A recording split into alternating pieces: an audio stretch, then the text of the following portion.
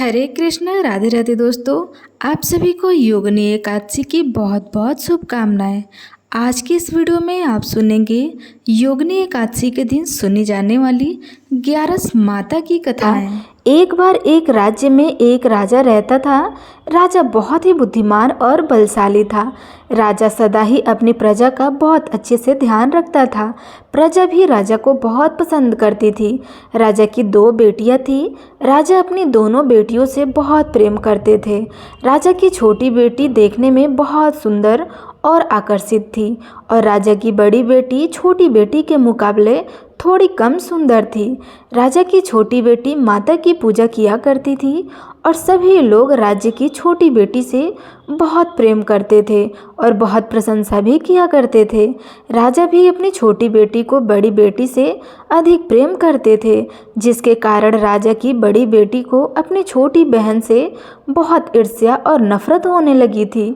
राजा की दोनों बेटियां जब बड़ी हो गई तब एक पड़ोस के राज्य में रहने वाला राजकुमार राजा की बड़ी बेटी के लिए रिश्ता लेकर आया।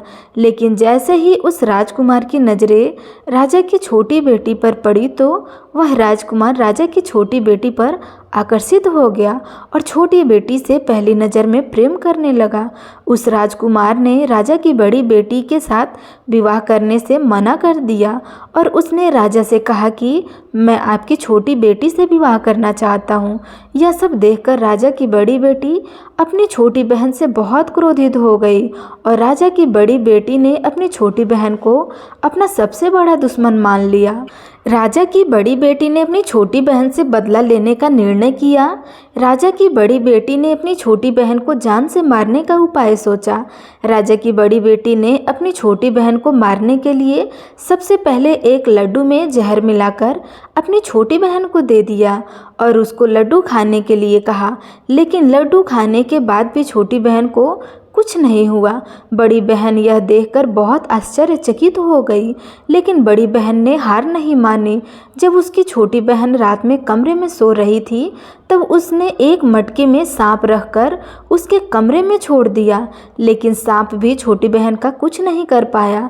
जिसके बाद बड़ी बहन ने अपनी छोटी बहन से कहा कि चलो हम लोग कुएं में से पानी भर कर लाते हैं। जिसके लिए वह अपनी छोटी बहन को पानी भरने के बहाने कुएं के पास ले गई और उसने अपनी छोटी बहन को कुएं में धक्का दे दिया। लेकिन छोटी बहन को तब भी कुछ नहीं हुआ, क्योंकि वह हर बार 11 माता उनकी रक्षा करती थी और इधर बड़ी बहन अपने सारे प्रयासों के बाद भी असफल हो रही थी, जिससे वह बहुत क्रोधित हो गई और फिर उसने अपनी छोटी बहन के पास जाकर उससे प्रश्न किया कि मेरी छोटी बहन, क्या तुमको पता है कि भगवान ने सबको मृत्यु एक निश्चित समय पर लिखी हुई है और कैसे तुम्हारी या मेरी मृत्यु होगी, क्या यह तुम जानती हो? तब छोटी बहन ने अपनी बड़ी बहन को बताया कि हाँ दीदी, मैं तो जानती हूँ मेरी मृत्यु कैसे होगी। छोटी बहन से यह सब बातें सुनकर बड़ी बहन मन ही मन बहुत प्रसन्न हुई और उससे अपनी छोटी बहन से कहा कि तो तुम मुझे अपनी मृत्यु का राज बताओ। तब छोटी बहन ने अपनी बड़ी बहन से कहा कि मेरी मृत्यु तो एक तोते में है। जो तोते के गले में एक हार है उससे मेरी मृत्यु होगी। तब तक कोई भी व्यक्ति तोते को मारकर उसका हार अपने गले में पहनेगा तो मैं मूर्छित हो जाऊंगी और जैसे ही उस हार को अपने गले से उतारेगा तो मैं वापस से जीवित हो जाऊंगी। अपनी छोटी बहन के मृत्यु का राज जानकर बड़ी बहन बहुत खुशी हुई और उसने अपनी छोटी बहन को मारने के लिए उसके पालतू तोते को ढूंढना शुरू कर दिया और छोटी बहन को इस बात का आभास हो गया था कि कोई उसकी जान लेना चाहता है, जिसके लिए वह अपने पिताजी के पास गई और उसने अपने पिताजी से कहा कि पिताजी, मेरी मृत्यु के बाद आप मुझे जलाइएगा नहीं, बल्कि आप मुझे अपनी पुरानी हवेली में एक पलंग में लेटाकर छोड़ दीजिएगा। अपनी छोटी लड़की की यह बात सुनकर राजा बहुत आश्चर्यचकित हो गए। राजा ने अपनी छोटी बेटी से पूछा कि बेटी, तुम यह क्या कह रही हो? तब राजा की छोटी बेटी ने बताया कि पिताजी, समय किसी के लिए नहीं रुकता है। क्या कब किसको हो जाए इसका कुछ भी पता नहीं है। फिर राजा ने अपनी छोटी बेटी से कहा कि तुम ऐसी बातें क्यों करती हो? 2-3 दिन में तो तुम्हारा विवाह होने वाला है। लेकिन छोटी बेटी ने अपने पिताजी को ऐसा करने पर मजबूर कर दिया और उसने वचन ले लिया कि राजा ने भी अपनी छोटी बेटी की बात स्वीकार कर ली। और 2-3 दिनों के बाद जब शादी का समय आया तब राजकुमार बारात लेकर के उसके घर आए और राजकुमार और राजा की छोटी बेटी का विवाह शुरू हो गया। जैसे ही राजा की छोटी बेटी राजकुमार के साथ 7 फेरे लेने शुरू की तो उसकी बड़ी बहन अपनी छोटी बहन के कमरे में जाकर उसके तोते को पकड़ लेती है और उसको जान से मार देती है। तोते के गले में जो हार था उसको अपने गले में धारण कर लेती है और जैसे ही बड़ी बहन उस हार को अपने गले में धारण करती है तो उधर छोटी बहन 3 ही फेरे ले पाती है और वहीं पर बेहोश होकर गिर जाती है। जिसके बाद राजा ने बड़े बड़े दर्द हकीमों को बुलाया और अपनी छोटी बेटी का इलाज करने के लिए कहा। राजा की बात सुनकर जब वैद्य ने छोटी बेटी को देखा तो राजा ने बताया कि आपकी छोटी बेटी ना तो जीवित है और ना ही मरी हुई है। ऐसा मैं पहली बार देख रहा हूँ। राजा ने वैद्य और हकीम को यह बात बाहर बताने से मना कर दिया और उनको कहा कि अगर तुमने यह बात किसी को बाहर बताई तो हम तुमको फांसी की सज़ा दे देंगे। राजा ने अपनी छोटी बेटी को पुराने महल में ले जा कर के एक पलंग पर लिटा दिया और वहाँ पर कुछ सैनिकों को तैनात कर दिया। इसके बाद राजा वापस अपने महल पर आ गया। राजा की बड़ी बेटी अपने पिताजी के पास आई और कहने लगी कि पिताजी, अगर यह शादी संपन्न नहीं हुई तो आपकी इज्जत का क्या होगा? आप कहें तो मैं आपकी इज्जत बचाने के लिए राजकुमार से शादी करने के लिए तैयार हूँ। जिसके बाद राजा ने अपनी बड़ी बेटी की बात मान ली और राजा ने अपनी बड़ी बेटी को छोटी बेटी के कपड़े पहनाकर मंडप में भेज दिया। लेकिन राजकुमार यह जान गया कि यह राजा की छोटी बेटी नहीं है बल्कि यह राजा की बड़ी बेटी है। लेकिन जब राजकुमार ने शादी करने से मना किया तो सभी लोगों ने राजकुमार को बेबस करके राजा की बड़ी बेटी से बचे हुए फेरे को संपन्न करा दिया और विवाह संपन्न हुआ। जिसके बाद राजकुमार राजा की बड़ी बेटी को अपने महल में ले गया। विवाह होने के बाद राजकुमार उससे ना तो बात करता था, ना उसे पसंद करता था और ना ही उसके आसपास भटकता था। और राजकुमार ने यह फैसला लिया था कि वह अपने प्रेमिका को ढूंढकर रहेगा और यह जानकर रहेगा कि उसके साथ क्या हुआ था। एक दिन राजकुमार अपने घोड़े पर सवार होकर राजा के पुराने महल के पास पहुंचा, जहां पर उसने कुछ सैनिकों को देखा। महल के पास पहुंचकर राजकुमार ने जब महल को ध्यान से देखा तो वह समझ गया कि ये तो हमारे ससुर जी का महल है। तब राजकुमार ने सैनिकों से पूछा कि तुम लोग यहाँ क्या कर रहे हो और इस महल के अंदर उस पलंग में कौन लेटा हुआ है? जिसके बाद सैनिकों ने बताया कि यहाँ पर राजा की छोटी बेटी लेटी हुई है।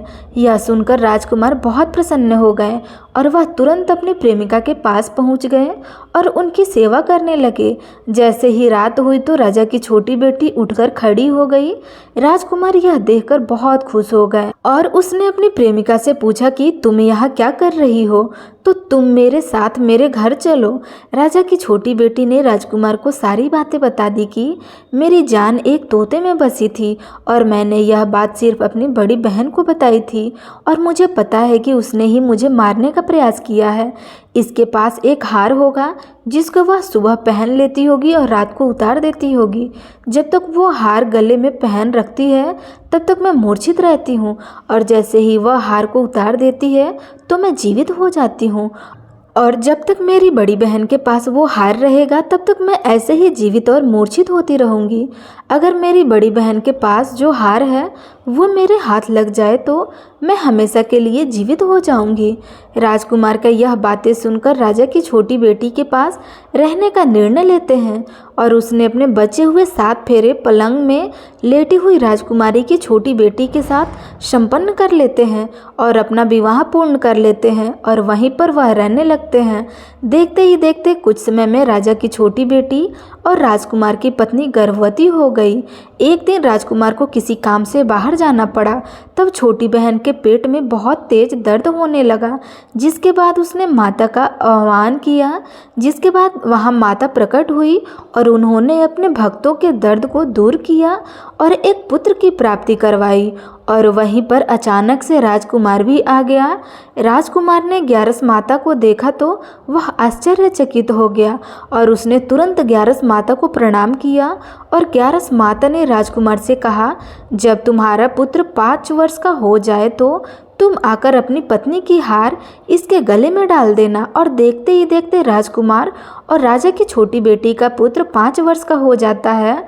तो राजकुमार अपने बेटे से कहते हैं कि बेटा, मैं कुछ काम से बाहर जा रहा हूँ, तुम अपनी माता का ध्यान रखना। और वहाँ से चला जाता है। राजा को बाहर निकलता देखकर बड़ी बहन के सैनिक देख लेते हैं और बड़ी बहन को जाकर सारी बातें बता देते हैं। जिसके बाद बड़ी बहन अपनी छोटी बहन के पुत्र को वहां से उठवा लेती है और उसको मरवा देती है। छोटी बेटी के पुत्र के 2 टुकड़े करवा देती है। पहला टुकड़ा चौकी के पास छुपा देती है और दूसरा टुकड़ा अपने पलंग के नीचे रख देती है। अब ग्यारस माता भिखारी रूप धारण करके आती हैं और एक भिखारी का रूप रखकर बड़ी बहन के पास चली जाती है। जिसके बाद वहाँ पर भिक्षा मांगने लगती हैं। तो बड़ी बहन अपने नौकरों से कहती है कि जाकर भिक्षा दे दो। लेकिन जैसे ही नौकर ग्यारस माता को भिक्षा देने के लिए आते हैं तो माता उन्हें मना कर देती है और कहती है कि मैं तुम्हारी महारानी से ही भिक्षा लूँगी।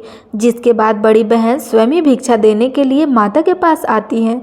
तब माता एक बिल्ली का रूप लेकर अपने कमरे में चली जाती है और वहाँ पर छोटी बेटी के पुत्रों के 2 टुकड़े को आपस में जोड़ देती हैं और उसे जीवित कर देती है।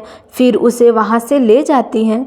राजकुमार अपने बड़े बेटे को लेकर अपनी पत्नी के पास जाता है और उसे कहता है कि तुम इसका ध्यान रखना, अगर तुम इस बच्चे का अच्छे से ध्यान रखोगी तो मैं तुमसे बात करूँगा। एक दिन राजकुमार अपने बच्चे से कहता है कि तुम मम्मी से उनके गले का हार मांग लेना। तो अपने पिता की बात मानकर राजकुमार का लड़का अपनी मम्मी के पास जाता है और कहता है कि मम्मी, मुझे तुम्हारा हार चाहिए। यह सुनकर पहले तो बड़ी बहन बहुत क्रोधित हो जाती है, पर उसको यह याद आता है कि राजकुमार ने कहा था कि अगर मैं इस बच्चे का ध्यान अच्छे से रखूंगी तो वह मुझसे बात करेंगे। जिसके कारण वह हार उस बच्चे को दे देती है और वह तुरंत हार को ले जा कर के अपने पिताजी को दे देता है। और तभी राजकुमार अपने बेटे को लेकर वहाँ से जाने लगते हैं और अपनी पत्नी से कहते हैं कि तुम हमारे लिए खाना बनाकर रखना, मैं शाम को आकर तुम्हारे साथ खाना खाऊंगा। और वह अपने बेटे को लेकर के वहाँ से चले जाते हैं। जिसके बाद वह राजा के पास जाता है और उसको सारी बातें बता देता है। राजा अपनी बड़ी बेटी की यह करतूत सुनकर बहुत क्रोधित हो जाते हैं और अपनी परवरिश पर ही दोष देने लगते हैं।